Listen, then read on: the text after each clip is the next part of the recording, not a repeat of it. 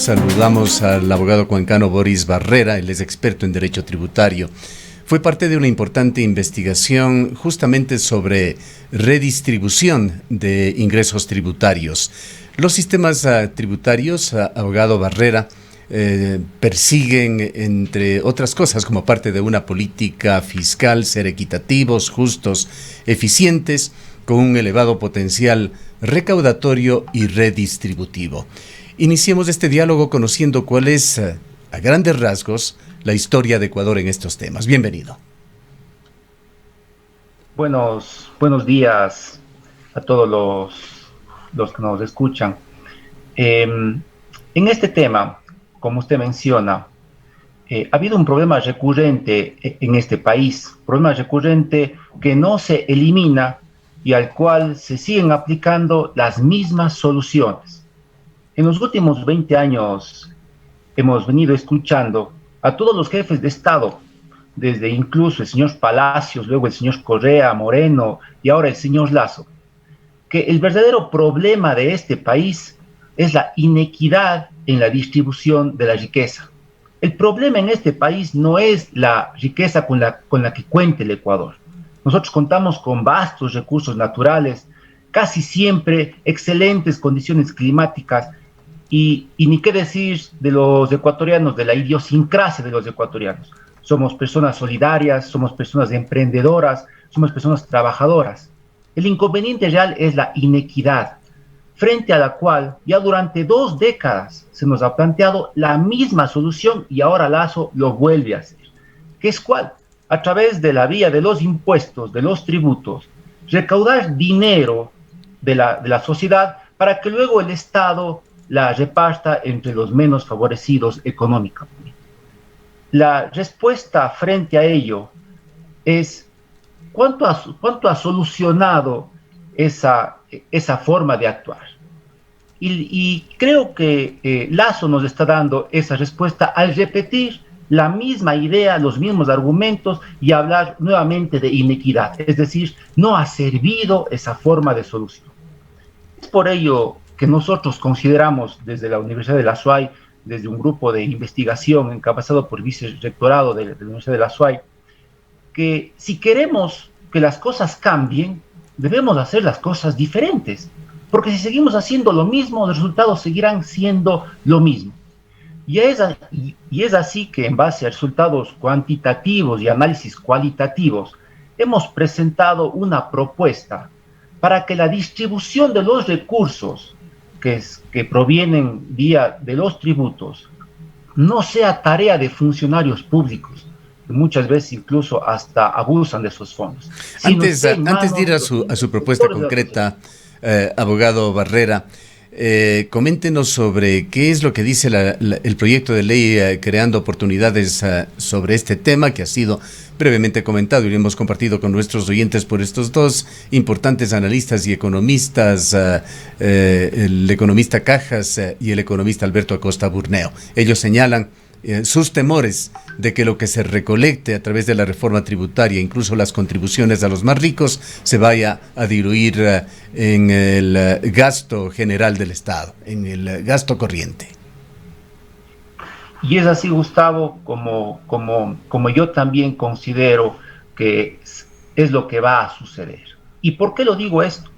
Porque en la reforma tributaria nada se dice en cuanto a la calidad del gasto, en cuanto a qué se va a destinar esos recursos. Una vez más, podría pasar lo que ha venido sucediendo, es decir, que esos recursos se destinen a temas más allá de la distribución equitativa de la riqueza que hay en este país. Es por eso que nosotros, Gustavo, en la propuesta que hemos presentado, que es una investigación realizada sobre la base de grupos focales y de datos cuantitativos, que creemos que la forma de repartir esa riqueza es en la fuente, a través de la democratización de la propiedad de los medios de producción. Pero por favor, no tiene nada de comunismo lo que estamos diciendo. El objetivo que estamos planteando es que los trabajadores se conviertan en accionistas minoritarios y que como tales, además de su 15% que como trabajadores les corresponde, también tengan derecho a los dividendos que esas utilidades de esa empresa corresponden. De esta manera, Gustavo, logramos que los dividendos de las empresas, que las utilidades no se repartan entre una familia, sino se repartan entre 100 familias, entendiendo por parte de los trabajadores. Y desde la otra perspectiva, tenemos trabajadores comprometidos, trabajadores que saben que no están trabajando para alguien más, sino que están trabajando para sí mismo. Y ahí quedarían fuera y sin sentido todas esas reformas que yo he venido escuchando a lo largo de este noticiero, reformas que se pretenden hacer a las normas laborales, que de alguna manera son una autopista para buscar,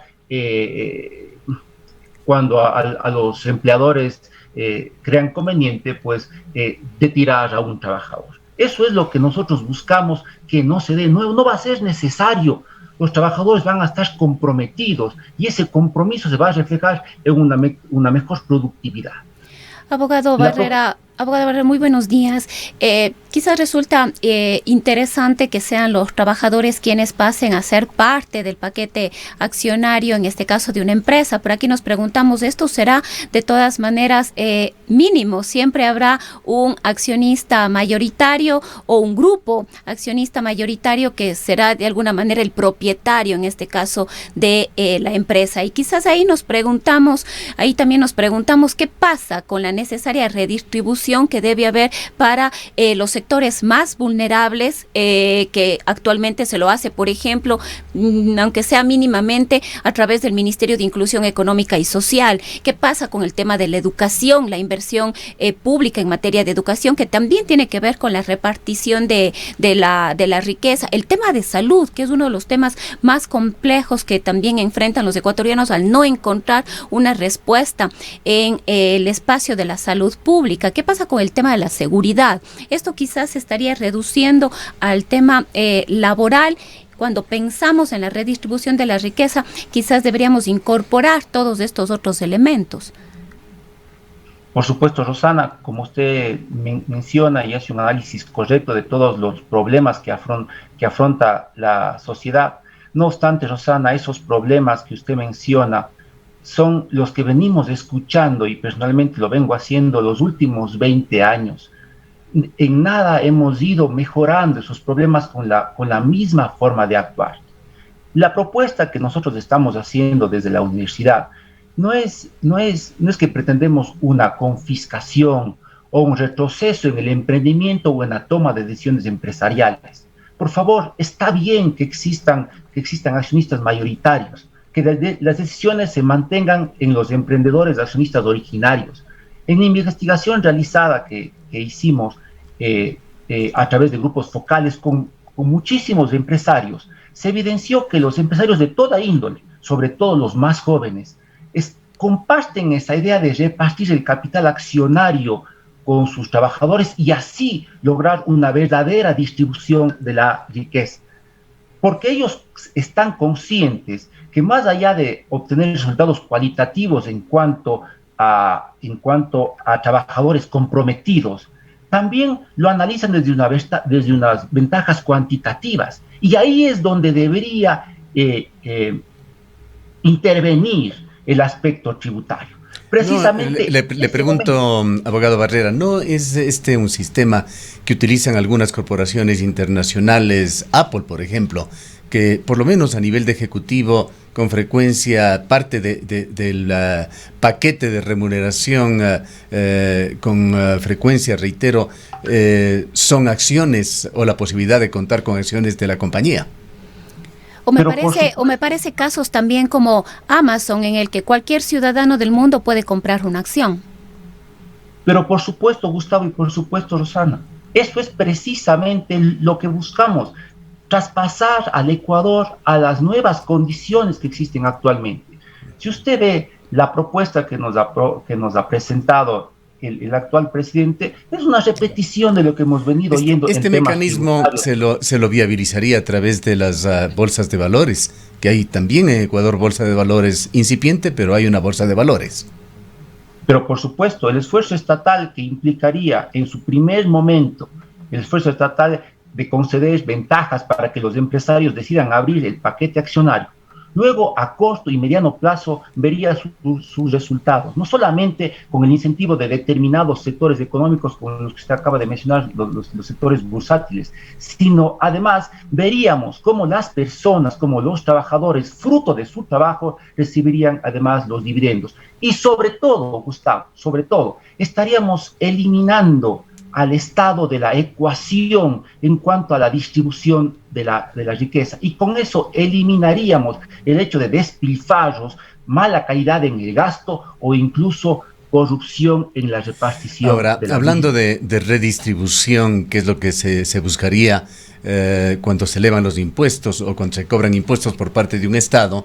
Una debilidad en su propuesta podría ser de que a las empresas no siempre les va bien.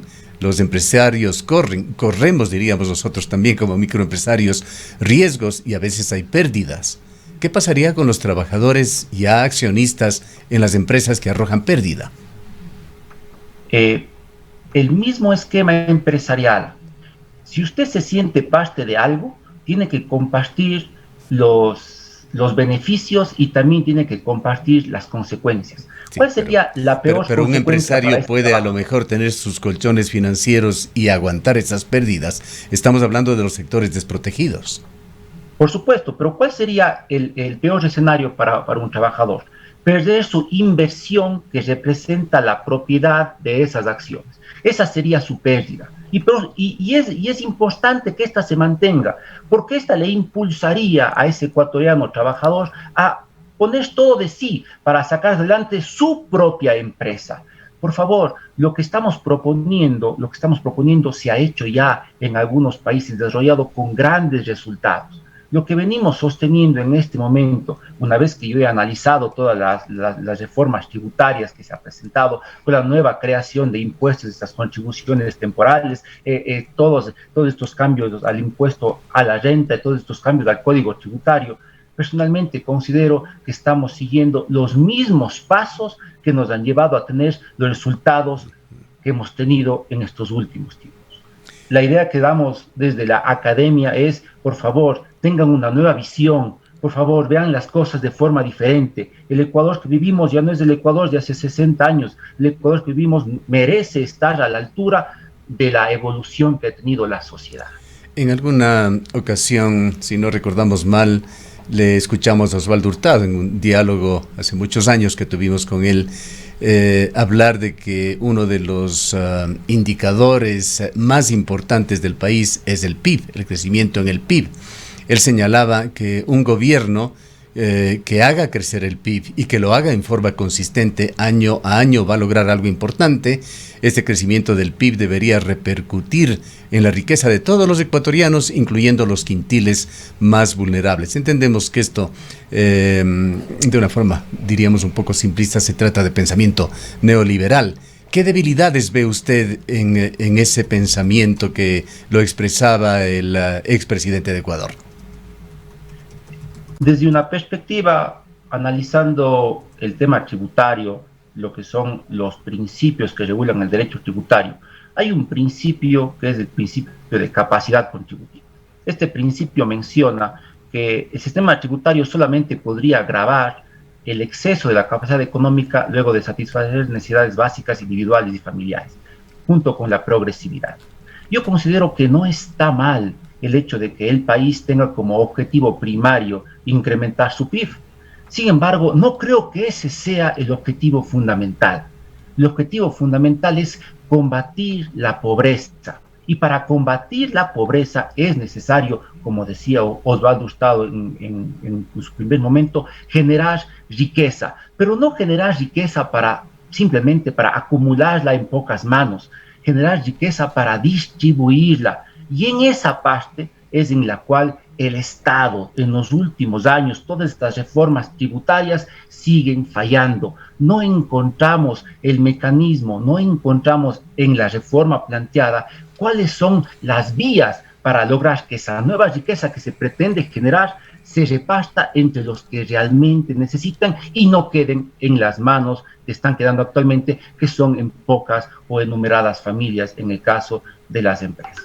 Abogado Barrera, ahí queda una duda que además es el comentario de un amigo oyente y dice, si es un accionista ya deja de ser un trabajador y sería importante tener alguna reflexión suya sobre algunas experiencias de este tipo que se han intentado aquí en el país, caso La Clementina, algunos medios incautados, que definitivamente vemos que los resultados no han sido los mejores.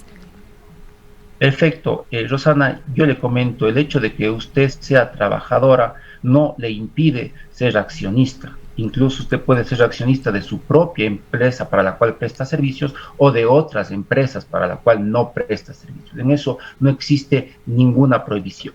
Y los casos que usted me presenta, La Clementina y más, si usted se da cuenta, ¿cuál es el factor común en esos casos? La intervención estatal.